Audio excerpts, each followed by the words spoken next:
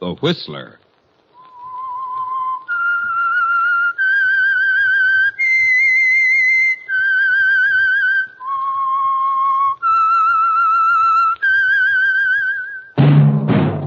That whistle is your signal for the Whistler.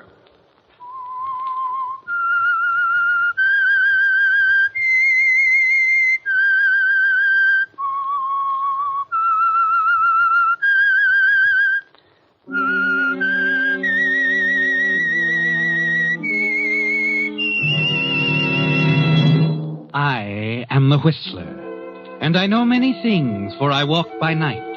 I know many strange tales hidden in the hearts of men and women who have stepped into the shadows. Yes, I know the nameless terrors of which they dare not speak. And now the Whistler's strange story. Till death do us part.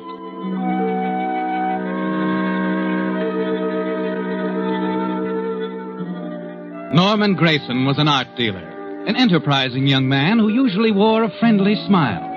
Only last night, the sale of 6 original German manuscripts to the wealthy Richard Morris had brought him $50,000, enough to make anyone smile.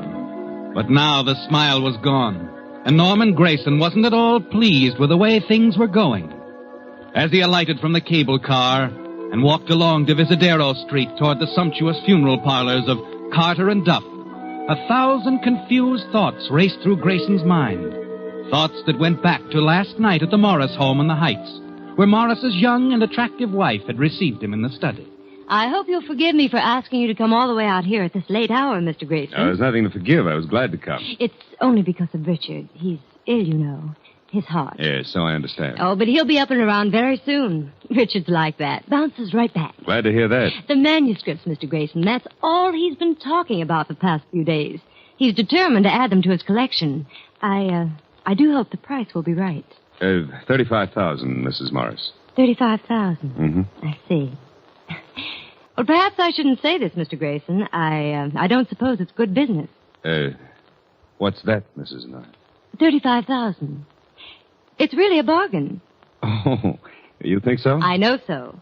I know manuscripts, too, Mr. Grayson. I've worked with them for some time. The Winston Galleries. I was there for 5 years. That's where I met Richard. You didn't know that? No, I had no idea, Mrs. Morris. Sometimes I think that's why Richard asked me to marry him. Just to have someone around to help with his collection. Oh, that must be Dr. Reed. Come in? Oh, come in, Doctor. Oh, pardon me, Mrs. Morris. I believe I left my overcoat in... Oh, yes, there it is. How is Richard? Slight improvement, I'd say, but still a pretty sick chap. Oh. Doctor, this is Mr. Grayson, Dr. Reed. Hello, Doctor. How are you, Mr. Grayson? Doctor, about Richard, is there anything No, if he becomes restless later in the evening and can't sleep, you might... Yes, the prescription. Same dose as usual, I suppose. That's right. Call me in the morning. Good night, Mrs. Morris. Good night, Dr. Reed. Good night, Mr. Grayson. Night, Doctor. Oh, he's a dear. Really worries about Richard as much as I do. Well, Mr. Grayson, shall we go on up and have a chat with Richard?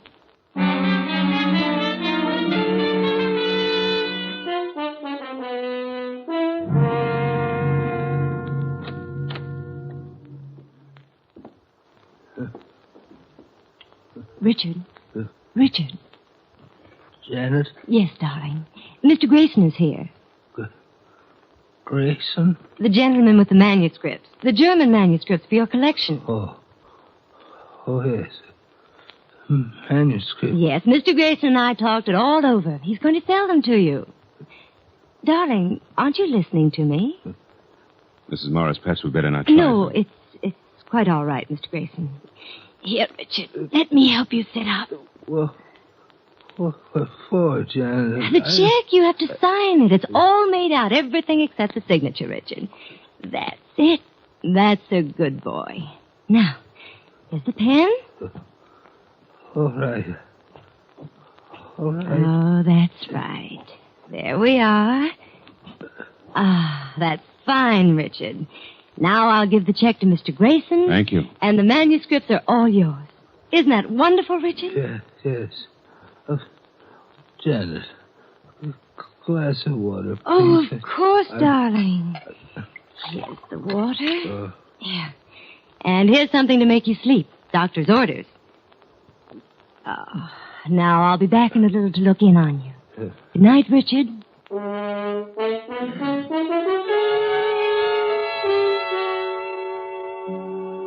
You didn't know quite what to make of it, did you, Norman? You were puzzled about Mrs. Morris and the way she rushed the sale.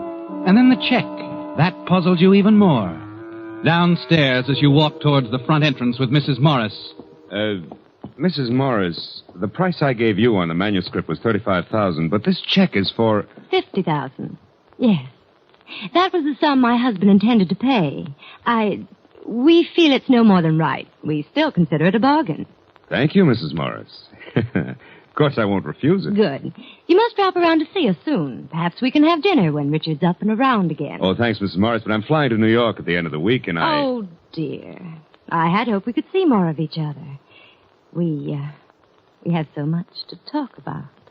Well, I'm not leaving until Friday. Dinner tomorrow night, then? Sounds wonderful. We'll have cocktails at 6. I couldn't think of a better time. Love to have you, Mr. Grayson. Norman, isn't it? That's right. I'm Janet. See you tomorrow evening, then. Tomorrow evening it is. Janet.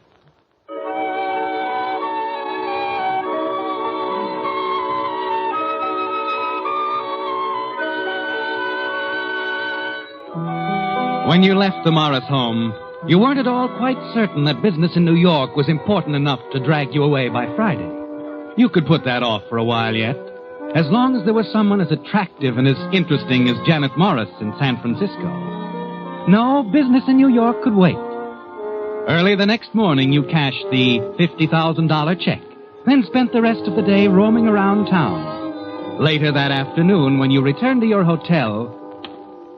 Oh, Mr. Grayson, someone's been calling you all afternoon. Wouldn't leave a message. Oh? A young lady. No message, huh? No, sir. Here's your key. Oh, thanks. Oh, by the way, Mr. Grayson, you've seen the papers, I suppose.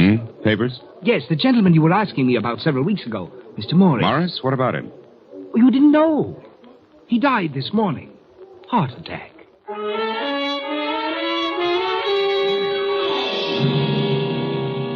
Yes, it was all there in the evening paper. Richard J. Morris, prominent Bay Area businessman, art collector, dead. You hurried up to your room and began to pack, and then the phone rang. Hello? Norman, this is Janet. Janet Morris. Oh, yes. Yeah, I just read the papers. I'm terribly sorry, Janet. Is there anything I can do? As a matter of fact, there is. Yes, I'd like to see you, Norman. There are a few things we should discuss about the manuscripts. Oh? What is there to talk about, Janet? Don't you know? All right. I'll come right up. No, not here at the house. That wouldn't be right. Suppose you meet me in, say, 2 hours from now. I'll be at the funeral parlor making arrangements for Richard. It's on Divisadero. I know. You'll be there, won't you? Yes. I'll be there. Good. I wouldn't want you to do anything foolish, like leaving town in a hurry.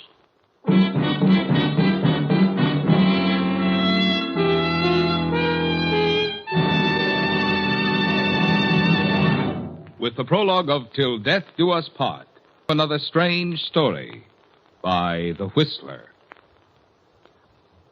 And now back to The Whistler.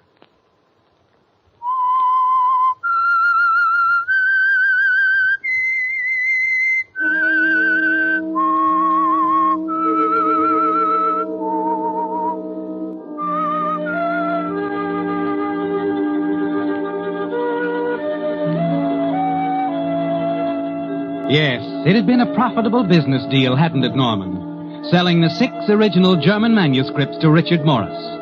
But less than 18 hours after he signed a check to you for $50,000, Richard Morris is dead of a heart attack.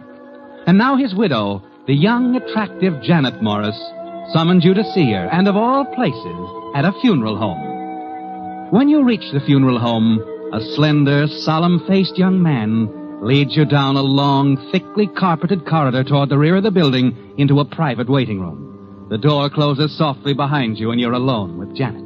Oh, Norman. I'm sorry, Janet. Oh, it's it's so awful. I just can't believe it. Poor Richard.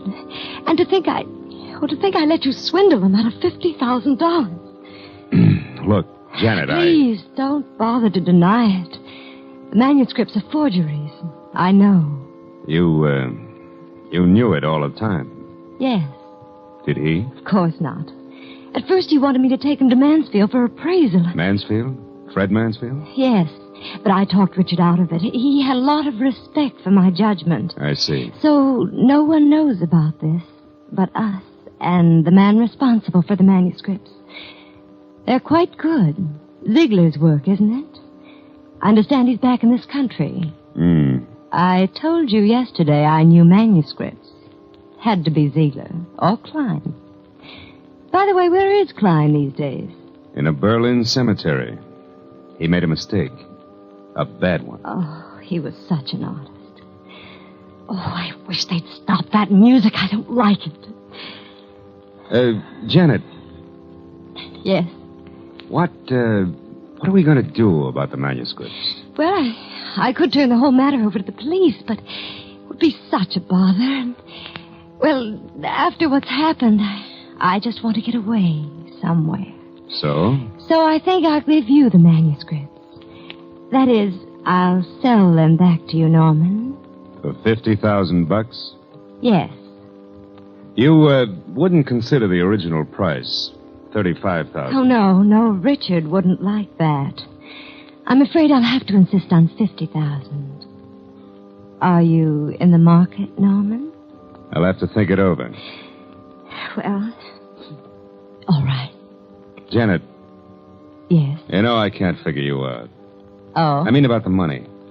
Morris must have left you a fortune. Why should you worry about $50,000? $50,000 is very important.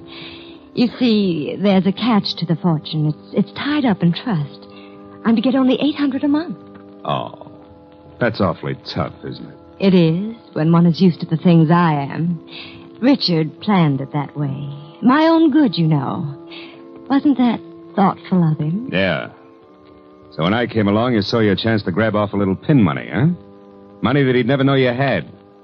That's why you upped the ante from $35,000 to $50,000 on that check. Yes. Wasn't that thoughtful of me? You knew it was coming back to Baby. Smart. Very smart. Norman, people will be arriving soon. I'm afraid I can't talk to you anymore. I'll give you till tomorrow night to think it over. It's nice of you. 8 o'clock. The house. And Norman... Yeah? Don't forget to bring the money. I'll tie a string around my finger.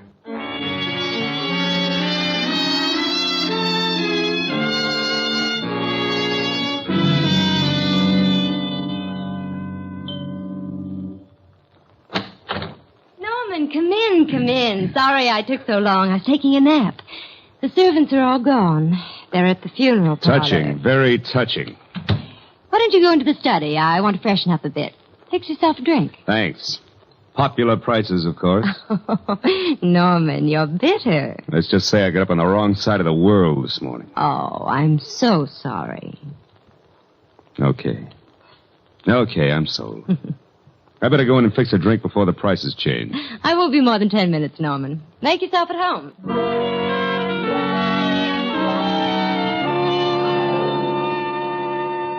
You stand in the hallway, listening to Janet's footsteps overhead. Then a door closes. Silently, you slip up the stairs, past Janet's room to the far end of the corridor. If only you can get your hands on the manuscripts. A moment later, you step into Richard's room, quickly cross to the desk by the window and begin your search. Minutes pass. Frantically, you continue to look for the manuscripts. Glance at your watch. Janet will be going back downstairs any minute. You need time, Norman, more time. The manuscripts are in the house somewhere. And then... Your eyes fall on the nightstand next to the empty bed. The nightstand. And the half-dozen bottles of medicine. You pick up the small blue bottle. You remember this one, don't you? Sleeping tablets. You stick them in your pocket. In less than a minute, you're back in the study downstairs.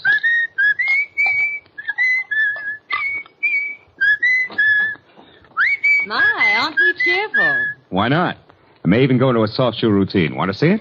Later, perhaps. Oh, you fixed me a drink. How nice. Here you are, sweetheart. Thank you. To us, Norman. Yeah, to us. You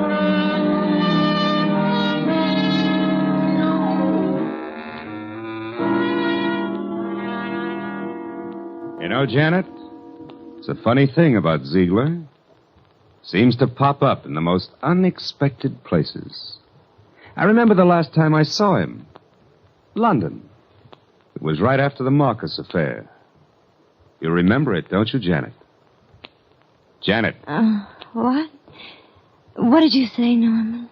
The Marcus affair. The paintings. Oh, yes. Yes, I seem to remember. What's the matter, sweetheart? Don't you feel well? No.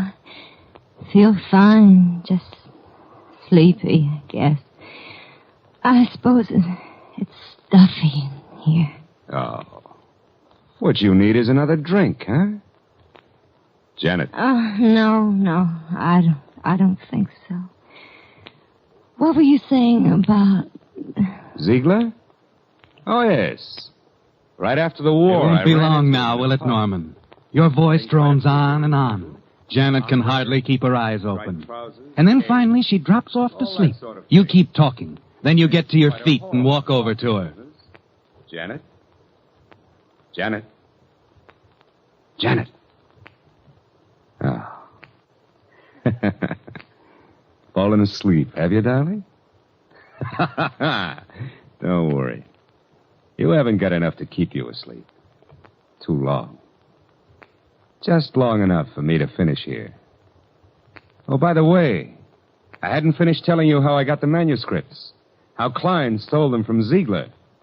And how I had to kill Klein to get them back. Yes. It was a bad mistake on Klein's part.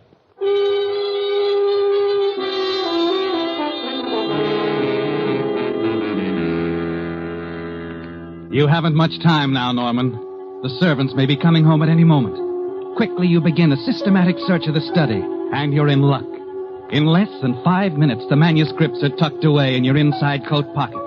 You leave Janet sleeping peacefully in the chair and slip out the front door. As you stroll down the walk, you toss the bottle of sleeping tablets into the bushes. Then when you reach the gate, you turn and look back at the house. Ha ha! So long, sweetheart. Sleep tight.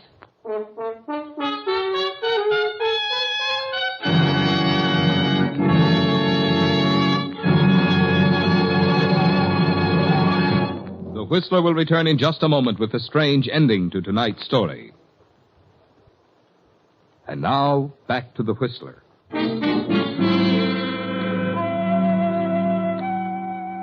You're quite pleased with the way things have turned out, aren't you, Norman? The money you received from Richard Morris is tucked away in a San Francisco bank. The manuscripts are in the mail for New York. And in a matter of hours now, you'll be on the plane heading east. And you're not too worried about Janet, what she'll do. You've just outsmarted her, that's all. She won't do a thing. She'll take her beating like a good little girl, perhaps look around for another sucker. Then an hour before your plane time, you're about to leave the hotel when there's a knock on the door. Yes? Lieutenant Benson, San Francisco Police. You're Grayson? Yes. Yes, what is... Can I come in? Thanks. Leaving town, Mr. Grayson? Yes? Mm-hmm. You had some sort of a business deal with a gentleman named Richard Morris a couple of days ago, didn't you? Did I? An art dealer named Mansfield dropped over to have a little chat with us yesterday. Seems Morris had asked him to check on some German manuscripts you had for sale. So? The manuscripts were forgeries, according to Mansfield. And when Morris died, sort of suddenly, well, Mansfield thought he should bring it to our attention. I don't know what you're talking about, Lieutenant. You were at the Morris home last night, weren't you? Okay. I just dropped in to say goodbye, that's all. Mm-hmm. You were there the night before Morris died, weren't you? The night you poisoned him because he was going to turn you in for fraud. Poisoned him? Wait a minute. Yeah, he was poisoned. Looked just like a heart attack. Now, listen, I didn't poison him. Janet, she must have. Mm-hmm. Why, of course, that's it. She had everything to gain, don't you see? Money So and... she did it, huh? Then last night she turns right around and takes some of the stuff herself. What? Yeah, the sleeping tablets. It turned out to be poison. She's dead, Grayson. We found the half-empty bottle hidden in some bushes in front of the house. Has some fingerprints on it. Be very interesting to see how they stack up with yours. Hmm?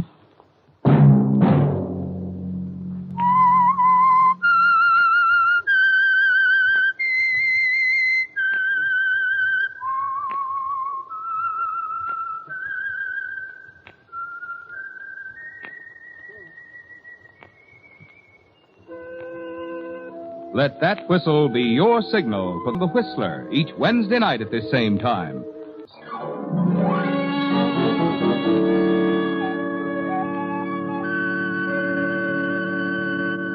Featured in tonight's story were Doris Singleton and Gerald Moore. The Whistler was produced by George W. Allen, with story by John W. Hart, and music by Wilbur Hatch. This is Marvin Miller speaking. This is CBS, the Columbia Broadcasting System.